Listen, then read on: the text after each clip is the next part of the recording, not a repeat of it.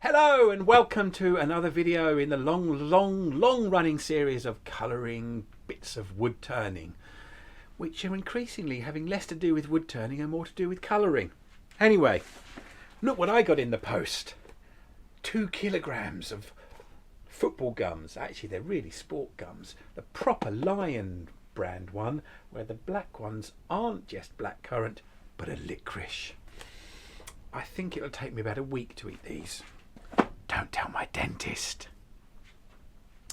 Today's video is going to be something a little different. Rather than making a finished piece, I'm going to be looking at colouring in ways to make the grain stand out.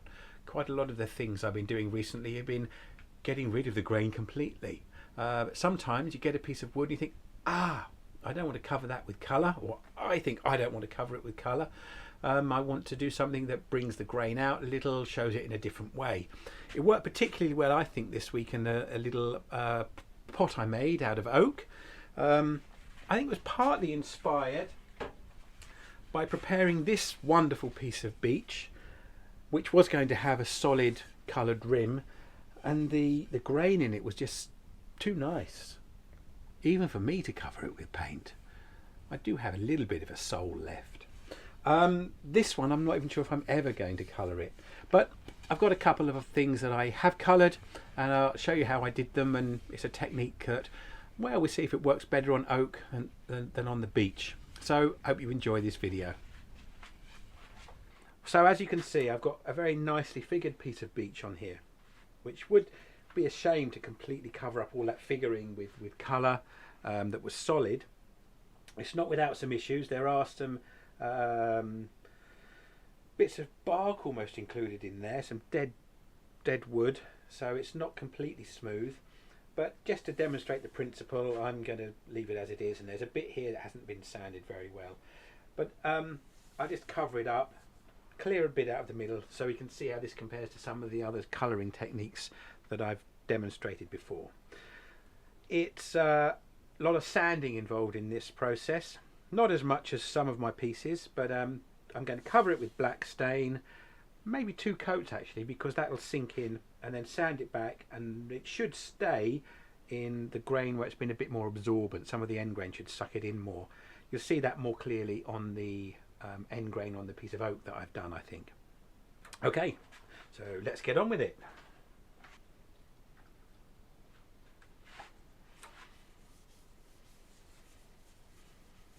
So you can see here the uneven bits of wood not really soaking in. I'm not going to cover all of it, just the edge as if it were a rim that was being done. Just wiping that on. I'll leave that to dry, let it soak in, and then probably just do one more quick wipe. That'll take a few minutes to dry. See as it's drying off, the grain coming back through again. Right, that's just about dried. Just give one more wipe on, just round the edge.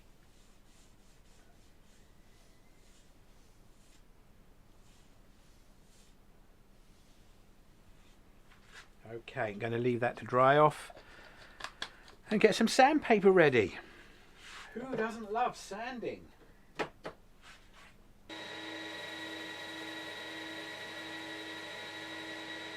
that.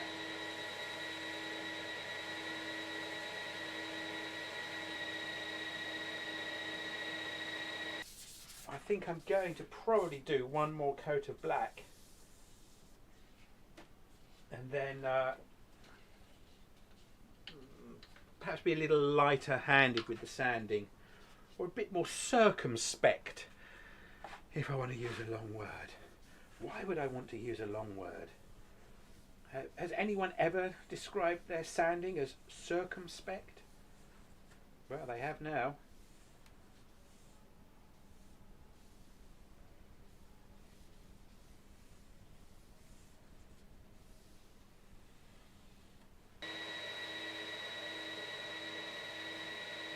Right, well, we're ready now to move on to the next colour. This process, because of sanding things back, you start with darkest and move on to lightest. I'm going to just put a little bit of red over this now.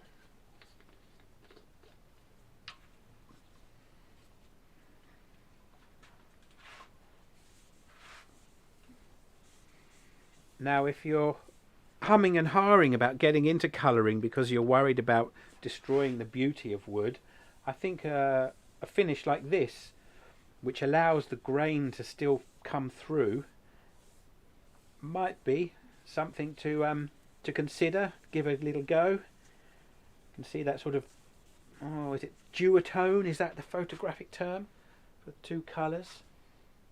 Certainly brings the rim to life in some way. I'm sure though there'll be those of you who will prefer the natural wood finish. Right, so I've sanded this back with some 320 grit. Probably I should use the rotary sander. I have got radial lines, I can see them here, but it's more just to demonstrate a technique, so we'll move on. Yellow. This could ruin it, couldn't it?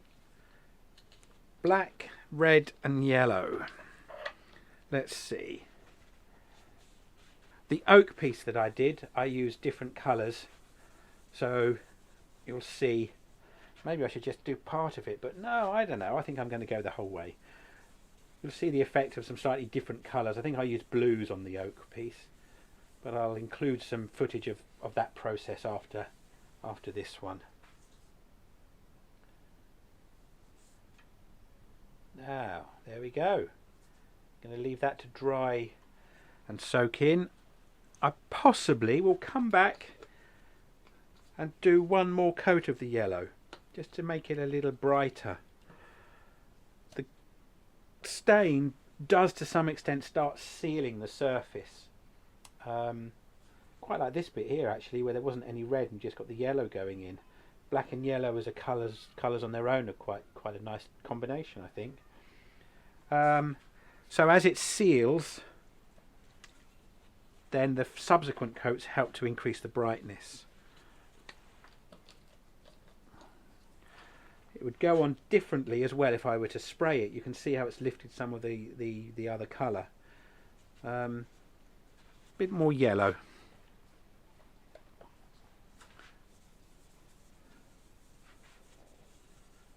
All over. And that, I hope the camera is picking up, that really has accented it a lot more. Still getting a bit of lifting, but not quite as much.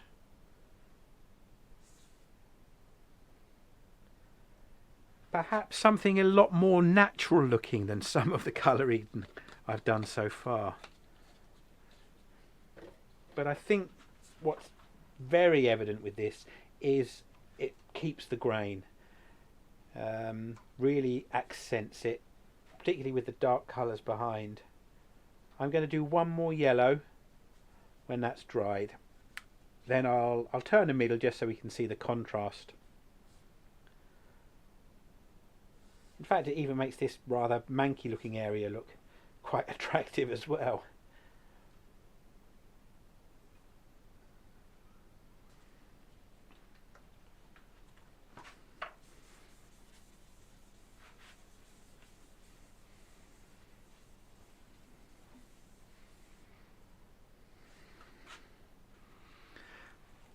And let's not forget the purpose of stain sometimes was to disguise a piece of plain, maybe cheaper looking wood, make it look a little classier.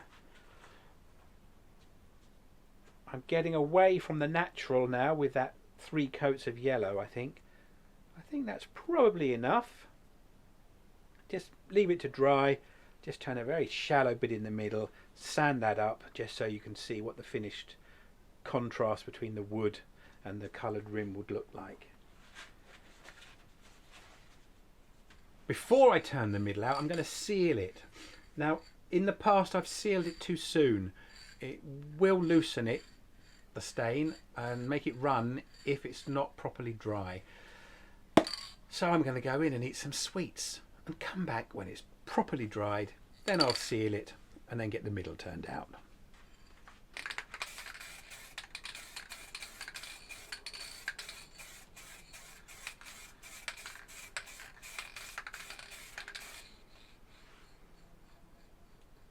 always a temptation to overspray, so I'm going to stop there. Right, bit of shine.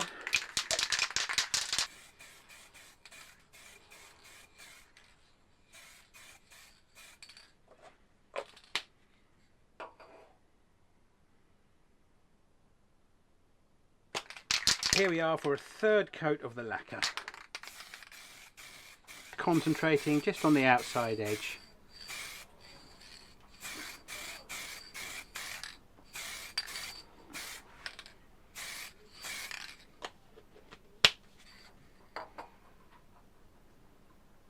Right, give that at least 20 minutes to dry between coats.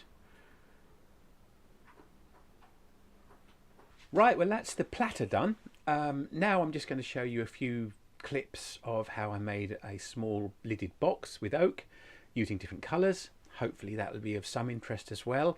It also does show the grain, although it's a little less natural looking because of the colours I've used. But hopefully that'll give some ideas as well, and an idea of, you know, different kind of effects you can create depending on the colours that are used. I mean, the platter, it almost looks like wood. That's really weird for me, isn't it? I must be discovering taste. Anyway, enjoy the little clip about the oak pot, and I'll see you in a few minutes. And here it is.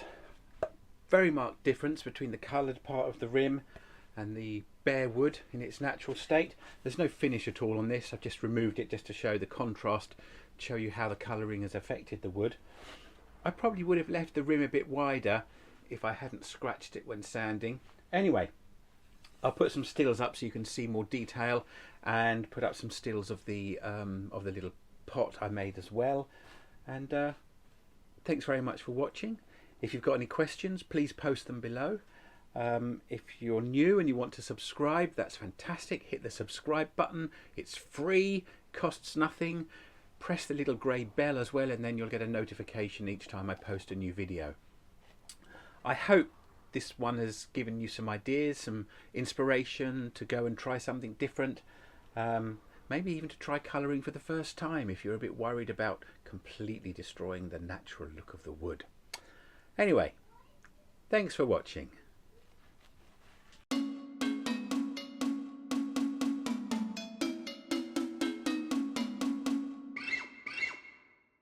And as an added bonus, if you don't want something boring at the end of it, don't do it with a boring looking piece of wood with very little grain, very little feature to it. It really doesn't reward the effort. It looks a bit rubbish, to be honest. A bit like a faded patch from jeans or a licorice all sort.